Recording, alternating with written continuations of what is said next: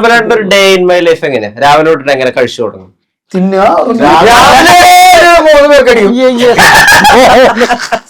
ഞാൻ നേരെ പകലടിച്ചിട്ടില്ല. രാവിലെ ബ്രേക്ക്ഫാസ്റ്റ് വെറുതെ പറയുന്നു. നോർമലി എണീക്കും, അത്രയ്ക്കും തന്നെ ഒരു കഷ്ണം പുട്ടൊക്കെയാണ് ഒരു കഷ്ണം എടുക്കുള്ളൂ.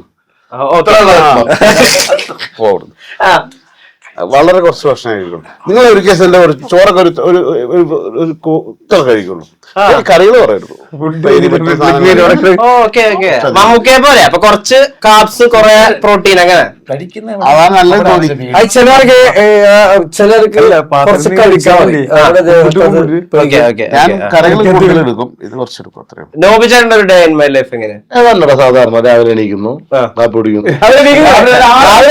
എണീപ്പിക്കുന്നു ഷൂട്ടുണ്ടെങ്കിൽ ആൾക്കാർ നടക്കാൻ പറ്റില്ല, ആൾക്കാർ എണീപ്പിക്കുന്നു. അതല്ലെന്ന് ഷൂട്ട് ഉണ്ടെങ്കിൽ ഒരു 10 ആകുമ്പോൾ എഴുന്നേക്കും, ഷൂട്ടില്ലെങ്കിൽ 5:30 ആകുമ്പോഴേ എഴുന്നേക്കും. Okay okay. ഈ നോചാറിന്റെ ഒരു മൂപ്പര് കോമഡി അടിക്കും. എല്ലാരും ഈ സംഭവം നമ്മളെ എല്ലാരും വിളിച്ച് കേൾപ്പിച്ച് അപ്പൊ നമ്മള് കണ്ടിട്ട് ചിരിക്കണം. ഇനി നമ്മളൊരു കോമഡി പറയുന്നത്, ഒരു കോമഡി ഉണ്ട് എന്നോട് തിരിച്ചു പറ, ഒരു കോമഡി ഉണ്ട് വിളിച്ചു പറ, ഒരു കോമഡി ഉണ്ട്. ഓക്കെ മൈൻഡ് ചെയ്യൂല. നമ്മൾ എന്ത് കോമഡി പറഞ്ഞാലും മൈൻഡ് ചെയ്യും. തോണ്ടി തോണ്ടി കേൾപ്പിക്കും. അത് വർഷങ്ങളായിട്ട് അനുഭവിച്ചോണ്ടിരിക്കുന്ന ഞാൻ കഥ കേട്ട് ആസ്വദിച്ചിരുന്ന് കേൾക്കും. അത്യാവശ്യത്തിൽ കോമഡി പറയാൻ പറഞ്ഞു ചിരിച്ചിട്ട്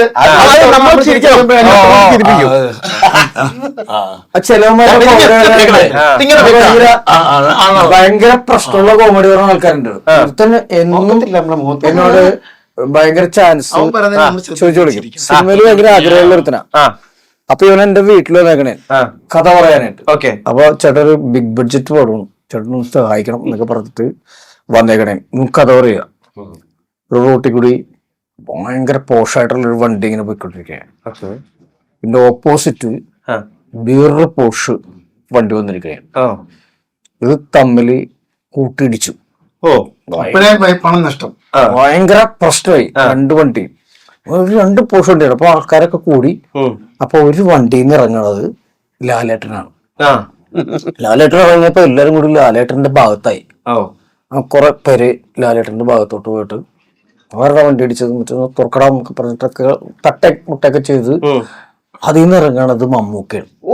മറ്റേ വണ്ടിയിൽ നിന്ന്. ഇവര് 2 വണ്ടിയാണ് കൂട്ടിയിട്ടേക്കുന്നത്. അപ്പൊ ഞാൻ ചോദിച്ചു, ഈ അപ്പുറത്തും ഇപ്പുറത്തും കൂടെ റോഡുള്ളപ്പോ എന്തിനാ നേരെ ഒന്നും കൂട്ടിയിടിക്കുന്ന ചോദിച്ചു.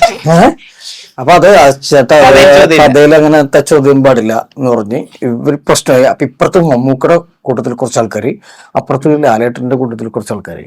അപ്പൊ വേറൊരു വണ്ടി സൈഡിൽ കൂടെ ഒന്ന് നിർത്തിയേക്കണേ. അപ്പൊ പ്രശ്നം നടന്നിരിക്കണല്ല. അപ്പൊ അതിൽ നിന്ന് ഇറങ്ങി വരുന്നു രജനീകാന്ത്. എണീക്കടാന്ന് പറഞ്ഞു. ഒരുത്തൻ ഒരു പറവൂരുള്ള സജീഷ് എന്ന് പറഞ്ഞ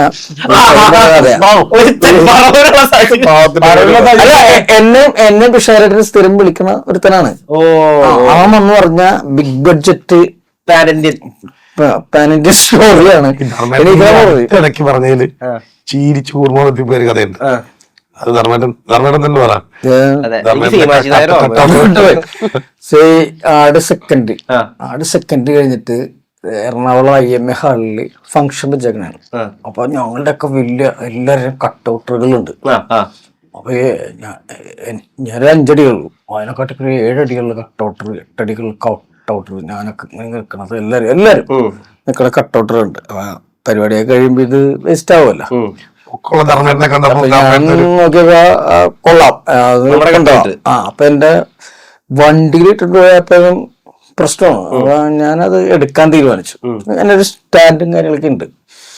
അപ്പൊ ഞാൻ എടുക്കാൻ തീരുമാനിച്ചു. ഞാൻ ആ കട്ടൗട്ട് എടുത്തിട്ട് ഇത് വണ്ടി കൊള്ളൂല. വണ്ടിയുടെ ഡിക്കിയിൽ ഇട്ടിട്ട്, ഡിക്കിന്റെ അപ്പുറത്തെ സീറ്റിൽ കൂടി ഇട്ടിട്ട് ഡിക്കി തുറന്നു വെച്ചേക്കണാണ്. എന്റെ തലയൊക്കെ ഇങ്ങനെ നടക്കണേ റോഡിൽ കൂടി പോകുമ്പോ. ഇത് കലൂരിന്ന് കിടന്നു പോകുന്നതാണ്.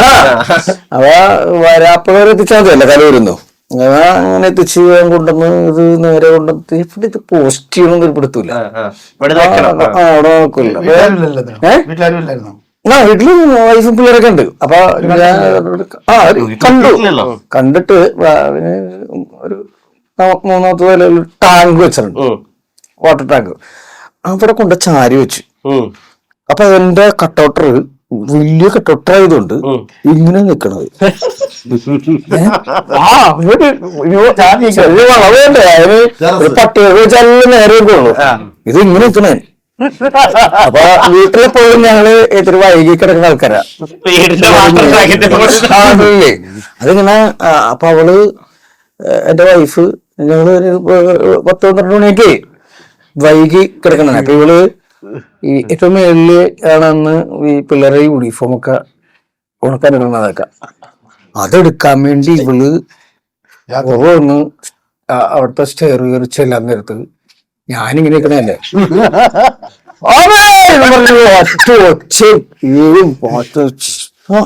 ഞാൻ ഓടിച്ചെന്ന് എന്ത് പറ്റിയെന്നറിയാൻ പാടില്ല. ഞാൻ കട്ടൗട്ട് അവിടെ കാണട്ടെന്ന് പറഞ്ഞു. ഞാൻ പിന്നെ എന്റെ പരിപാടിയാണ്. ഞാൻ മടി കിടത്തി തോളി തട്ടി അവിടെ സമാധാനിപ്പിച്ചിട്ട് ഞാനല്ലേ എന്റെ ഫോട്ടോ അല്ലേ എന്റെ കട്ടൗട്ടല്ലേ എന്നൊക്കെ പറഞ്ഞിട്ട് ഞാൻ സമാധാനിപ്പിച്ചാണ്. പിള്ളേര് രണ്ടും വന്നിട്ട് ഉള്ള സംശയത്തോടുകൂടി അമ്മന് ഇയാൾ എന്തോ ചെയ്തിട്ടുണ്ട് അങ്ങനത്തെ ഒരു മൈൻഡില് പിള്ളേര് എന്തോ ഇത്രയും എന്തെങ്കിലും ചെയ്യാണ്ട് അമ്മ ഇങ്ങനെ കരയേണ്ട ആവശ്യമില്ലല്ലോ. ഞാൻ ഓർത്ത് ഇവർക്ക് മെന്റലായി പോകും എന്നെ കണ്ടിട്ടെ. എന്റെ കട്ടോട്ട് കണ്ടിട്ട് മെന്റൽ ഷോക്കില് നിക്കണേ.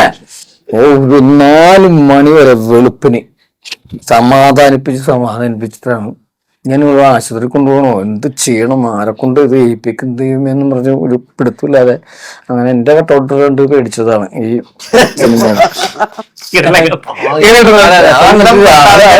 രാവിലെ ഞങ്ങള്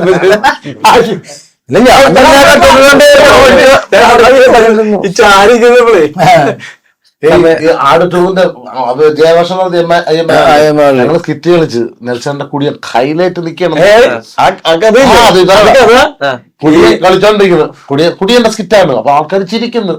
കുടിയൻ നെൽസോണ്ട് തകർത്തടിച്ചോണ്ടിരിക്കുന്നത്. ഇതിന്റെ ഇടയ്ക്ക് ഇതിനൊന്നും ഇല്ലാത്ത ഒരാള് സ്കിറ്റിൽ 2 പേരേ ഉള്ളു. ഇതിലൊന്നും ഇല്ലാത്തൊരു അറിയപ്പെടുന്ന ഒരു നടൻ വന്നിട്ട് അപ്പുറത്തിരിക്കുന്ന മൈക്കിൽ പറഞ്ഞു മദ്യം അത് വിഷമാണ്. ഒരു ബന്ധമില്ല. അപ്പൊ വെളിയിൽ ഇറങ്ങിയപ്പോ ഒരാളെങ്കിലും മറ്റു നിങ്ങളെ സ്കിറ്റിൽ അവിടെ ഉണ്ടായിരുന്ന അവരുടെ ഡയലോഗ് പോരായിരുന്നു.